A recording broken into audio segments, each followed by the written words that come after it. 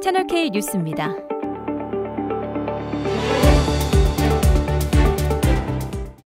홍콩 최대 국제학교 그룹 ESF를 비롯한 국제학교 3곳이 2년 연속 외국인 학생 등록 미달 사태를 겪고 있습니다. 국제학교에서의 외국인 학생 등록 비율 기준은 70%지만 ESF의 경우 2021-22학년도 67%, 2022-23학년도는 65%에 그쳤습니다. 홍콩 교육부는 외국인 학생 구성 요건을 충족하지 못할 경우 학교 운영 허가 갱신을 거부하거나 학교 등록을 취소할 수 있다고 경고했는데요.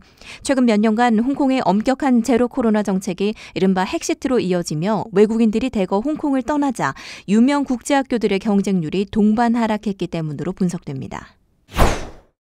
홍콩 관광청이 관광객 홍보 목적으로 지난달 공개 접수했던 홍콩인 추천 음식과 관광 명소가 마침내 공개됐습니다.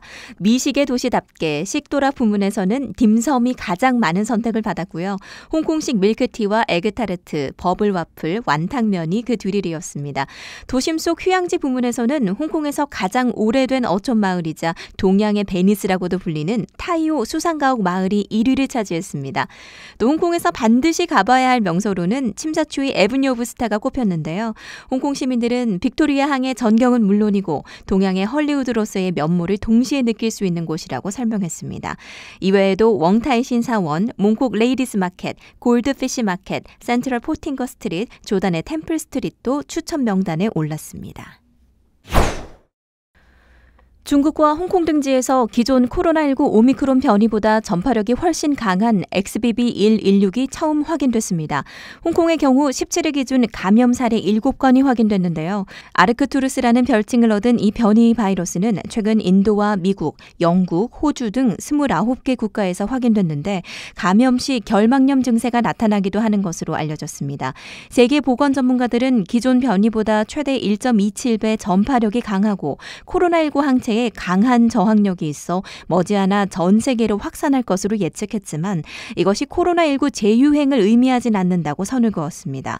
홍콩 정부 코로나19 고문인 데이비드 후이 박사는 XBB.1.16의 전염성이 매우 높지만 중증화 사례는 보고되지 않았다며 지나친 걱정은 자제해 줄 것을 당부했습니다. 홍콩에서 코로나19에 감염된 사람의 약 70%는 감염 5개월 후에도 최소 1개의 증상이 지속되는 이른바 롱코비드를 겪고 있다는 조사 결과가 나왔습니다. 홍콩 중문대 연구진이 지난해 7월에서 12월 코로나19에 걸렸던 1세부터 102세까지 총 10,000명을 대상으로 온라인 설문조사를 실시했는데요. 이 응답자의 97%는 오미크론 변이에 감염됐던 것으로 알려졌습니다. 롱코비드 환자의 약 12%는 생리불순, 성기능 저하 등 생식 문제를 경험했고 38%는 기억력 감퇴, 집중력 저하, 기억 상실, 불안, 의욕 감소, 수면 패턴 변화 등의 증상을 호소했습니다.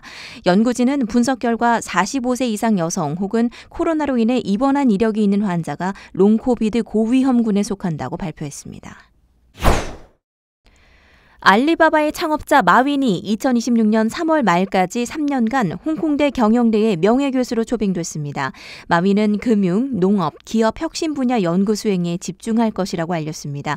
사우스차이나 모닝포스트에 따르면 마윈은 성공한 기업가로서 학문 과정과 현실을 이어주는 가장 유명한 교수가 될 것이라며 다만 연구에 집중할 뿐 공개 강연이나 연설 계획 등 외부 활동은 없을 것이라고 전했습니다.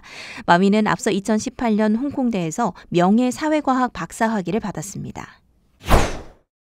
홍콩 독립운동가 조슈아 웡이 시위대를 향해 발표한 경찰의 신상을 유포한 혐의로 홍콩 고등법원으로부터 징역 3개월을 선고받았습니다.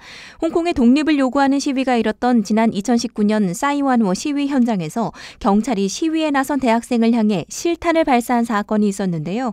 조슈아 웡은 이듬해 8월 경찰관의 신상 정보를 페이스북에 공개한 혐의를 받았습니다. 해당 게시물에는 경찰관 본인뿐만 아니라 아내와 자녀들의 사진도 포함돼 있었던 것으로 전해집니다.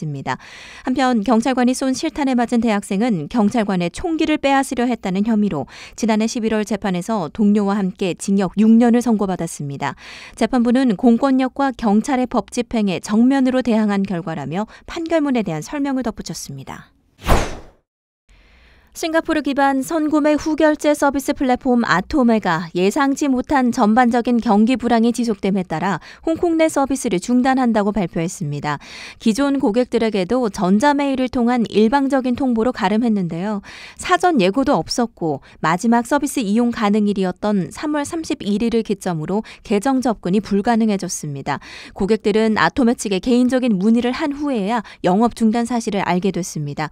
한편 아직까지도 해당 사이트에는 영업 중단 사실에 대한 별도의 고지조차 찾아볼 수 없는 상태입니다. 4월 넷째 주 홍콩 날씨입니다. 다음 한 주 대체로 흐린 가운데 가끔씩 햇살이 내리쬐겠고 스콜성 천둥 번개를 동반한 소나기 소식도 예보돼 있습니다. 비가 내렸다 그쳤다를 반복하면서 습도도 최대 95%까지 오르겠습니다. 평균 최저 기온은 23도, 평균 최고 기온은 27도의 분포가 예상됩니다. 채널K 뉴스였습니다. 시청해 주셔서 고맙습니다.